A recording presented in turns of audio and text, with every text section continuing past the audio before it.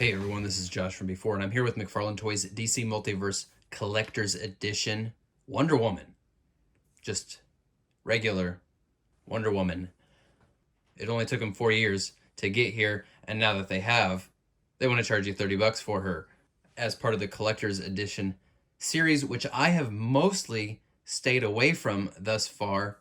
As far as my collection goes, I've kind of stepped back to a place where I'm mostly just picking up Batman related stuff.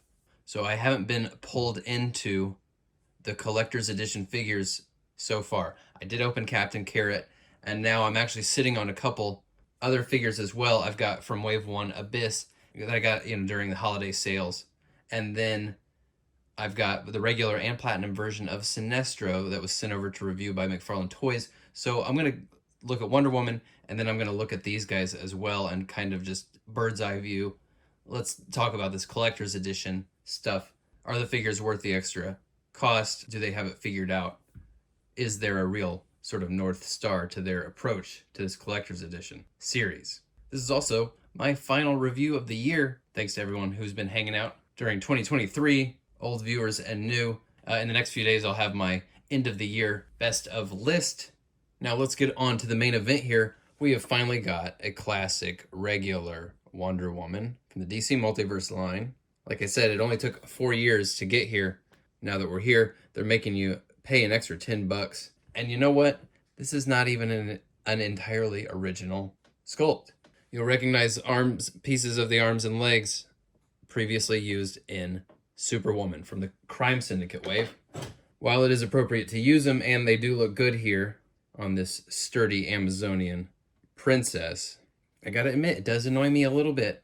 For this collector's edition series that's at a higher price point, you would think those would be the all-new, fresh sculpts, and yet we're getting reused pieces. It's a little frustrating because in this past year in particular, we have put up with quite a lot of reuse. Whether it's the Infected Superman for the 20th time, or just the endless gimmicky gold label variants like the Sketch Edition and Glow in the Dark and Blacklight and all that business. You would think putting up with all that reuse would maybe earn us some completely bespoke figures here, especially the ones that are going to be in high demand, like the long-awaited regular Wonder Woman. Now, when it comes to the overall look of the character of the figure, for the most part, I'm very happy with that. I really like the metallic paints. I like that the gold is painted metallic gold. Thanks to this paint job, she's going to match really well with that Wave 1 Superman when I'm putting together my little Justice League team. My biggest gripe is that the white stripe down the front of the boots doesn't span the ball joint there. That's unfortunate. That's kind of one of those little sort of grace notes that you really want them to hit, especially at the higher price point. Frankly, the color of the red ball joint isn't even a perfect match for the shoes and the rest of the boot. My other general kind of nitpick here is that a lot of the Caucasian McFarlane figures, they tend to skew a little toward the pasty side as far as the skin tone. I would say let's not be afraid to let some of these characters have a tan, especially like Clark and Diana. They're getting plenty of sun. The portrait here, it's not my favorite Wonder Woman they've ever done. The thing about Wonder Woman is you want kind of a careful balance between statuesque supermodel and full-blown death by snoo-snoo. This one lands pretty well here in the middle, although I don't know if the paint apps are perfectly flattering to the sculpt. The makeup, especially the eyeshadow, it's a little dark. You take into account that this big hair is going to cause some shadows to lie on the face. I feel like it could have been a little bit brighter in there around the eyes. It also feels like the head's sitting maybe a little bit low. The head does move around pretty well, given that there's all this hair. The hair looks great, by the way. I love the way this looks. Really nice middle point between naturalistic and cartoony. Wonderful action here at the shoulders and the butterfly. The thing about McFarlane, when you compare these two other retail lines, the butterfly shoulders and the ball joint ankles and wrists, they basically take these figures into like import level of articulation. So for my money, they're more expressive and fun to move around than Hasbro, for example. These butterfly shoulders have huge range. The action is maybe a little too loose for my taste. I do like them when they have a little bit of hold, and then the sort of the washer, the bushing piece here, is maybe not quite big enough because you start to see the hinge there. You can see deep inside that butterfly cavity. You got to play around with that to get it just right and be a kind of a flattering and logical sort of cover there. No diaphragm here, as to not break up the, she's stacked, I mean, front and back. So they're not breaking this up here. She's got a waist, it's hidden behind that W here. It's got some nice side-to-side movement. Not much in the front, but a ton as far as bending back. So she can kind of, that makes up for not being able to tilt the head back, I suppose. Hips have just wonderful range, and they rotate when you lift the leg. I wish they had a little more rotation when the legs were straight down.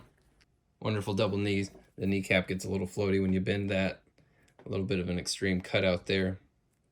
Ball joint ankles, which are great and superior to just a single sort of hinge. But like I said, that white stripe not continuing all the way is very annoying. She's got moccasin style flat soles instead of heels. But like I said, with these Superwoman legs, she's still going to be very tall. And you can see how tall she is next to the rest of the league here. Take note in particular, not just the height, but the fact that the legs go all the way up here. The waist, the pelvis sits way higher than all these other dudes. And she's got a comparatively short torso.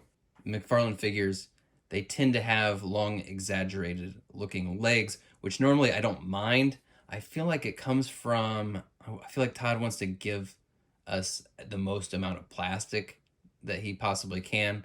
I feel like he prioritizes that over consistent scaling. And sometimes it seems like they sculpted some of these characters and then Todd came in and just said, just stretch the legs out a little bit, make it an eighth of an inch taller. While we got her here like this, let's look at her accessories. She's kitted out with accessories. As far as the $30 price point goes, I am happy to see all these accessories. She's got a sword and an axe. I think we've seen this sword before. I think we saw that with Endless Winter. Wonder Woman. The gold's painted on. The silver's just cast in gray plastic, which I really don't love. Nice looking shield here. Sculpted straps on the back. Those aren't painted. An assortment of hands. She's got two. She's got a pair of relaxed, open hands. She's got a pair of fists and a pair of accessory holding hands. They have a trigger finger, but personally I don't mind the generic accessory holding hand having the trigger finger because it just feels a little bit more naturalistic. It feels a little less kung fu grip. So a good assortment of accessories here. And then this lasso of truth, which is really fun in theory. It's actually a segment of gold string here. Very fun in theory. In practice, just not really going to deliver what we want. It's too light. Maybe if it was wired, maybe if it was a little bit thicker. For one, it's just too thin. For her to really hold it in her hand, it's going to have to be doubled or tripled over. She's got this hook here at her waist that's theoretically supposed to carry this, to hold this. Actually, you know what? I thought that was going to look like shit. It's kind of fun. But I don't know if it's better than just putting the sculpted lasso that came with Gal Gadot, Wonder Woman, putting that there. I think that fits in with the character a little bit better. It's also just not a particularly impressive length of rope. I mean, once you put a loop in that for a lasso and then tie it somehow, you're not left with a ton to play with there. So fun in theory. I like that they put it in there, but it should have been in addition to a sculpted lasso or two even, like these that came with movie Wonder Woman. She also comes with one of these vertical trading card holders that the rest of the collector's edition figures come with. I have come around. At first I found these to be inoffensive and just kind of easy to ignore, but now they've tried to push so many of these on us that I just immediately throw them away. I'm not even taking these out of the box anymore. At this point, these are just kind of an annoying waste. Now, they did a great job of kitting her out with accessories, extra hands, stuff like that, to the point where this really feels like what you could call an ultimate Wonder Woman figure. This is kind of going to segue into my thoughts of the collector's edition series overall. So we got the classic Wonder Woman, really kitted out with tons of accessories. Is that what they should be doing with the collector's edition figures? Should they be the ultimate version of a classic character? Well, I don't know if that's the right approach, because one of the things I like about the DC Multiverse line is that they have access to so many different source materials, art styles. They can do live action, they can do comic, video game, and I don't mind seeing some of these characters over and over again in their different representations from different media, different source materials, or lesser known characters like Abyss here from Wave 1. This is a really kick-ass action figure here. A completely new sculpt top to bottom. Moves really well in a really fun way. It's got very interesting proportions. Got a really unique art style. Not a ton of paint apps, but the ones that they've gone with go a long way. I like these kind of purge style X's for eyes. And really great attention to the finer details here. So they've given him a double knee as well as a hidden rotation there at the knee that also covers the upper pins. That's some really nice extra attention paid to the engineering of the figure. Makes it even more fun in hand. Cranks up that fun factor. But he also feels a little bare bones. He's got one extra hand and a single accessory. Not sure what exactly is commanding the collector's edition fanfare. And from Wave 2, we had Sinestro. This is pretty nice. I like what they did here. They've got this slim body here with the lantern textured spacesuit that they started implementing with the Kyle Rayner. An improvement over the Kyle Rayner figure, though, is that they have got this piping here at the edges of the yellow coloring. I didn't like how the green of that Kyle Rayner didn't have any sculpted edge. It felt a little unmotivated. They've corrected that here.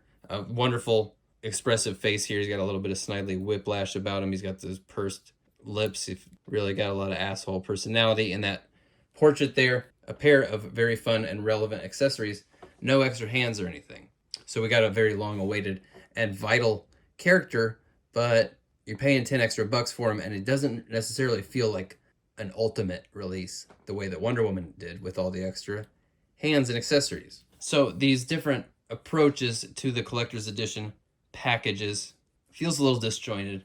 Feels like there's not a true North Star as far as what they're trying to put out here with the collector's edition figures, especially when you get over to the figures that are just like straight up kind of just a glorified repaint of figure we've seen a dozen times. I love the collector's edition series in theory. I've been saying for a long time I'm willing to pay a little bit more for some extra accessories, some extra paint apps, but they have not done a great job of pulling me in to shell out the extra 10 bucks for these collector's edition figures thus far. Wonder Woman here, I think, is the closest thing yet to what these collector's edition figures should be as far as feeling like premium paint apps, must have character and enough accessories to justify the extra cost. But they really got to start hitting the grace notes. They got to start paying attention to the finer details for these. I need to feel certain that they were paying as close attention to this as I am, right? That's a very long roundabout way of saying I really like this Wonder Woman. I think it was, for the most part, worth the wait, but I don't anticipate her going on my end of the year best of list, which is going to be coming out in just a few short days. Thanks again to everyone who has been hanging out in 2023. Let's carry this party over into the new year. I will talk to you all very soon. Peace out.